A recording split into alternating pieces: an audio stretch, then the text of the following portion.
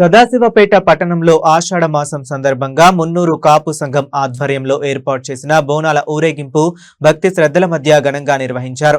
ఈ కార్యక్రమంలో సంగారెడ్డి ఎమ్మెల్యే చింతా ప్రభాకర్ తనయుడు చింతా సాయినాథ్ పాల్గొని అమ్మవారికి ప్రత్యేక పూజలు నిర్వహించి మొక్కులు చెల్లించుకున్నారు. ఊరేగింపులో పోతురాజుల విన్యాసాలు, డప్పు చప్పుళ్లు, సాంప్రదాయ కళారూపాలు భక్తులను విశేషంగా ఆకట్టుకున్నాయి. ఈ సందర్భంగా చింతా సాయినాథ్ భక్తులతో కలిసి ఉత్సాహంగా చిందులు వేస్తూ బోనాల సంబరాల్లో పాల్గొని ప్రత్యేక ఆకర్షణగా నిలిచారు.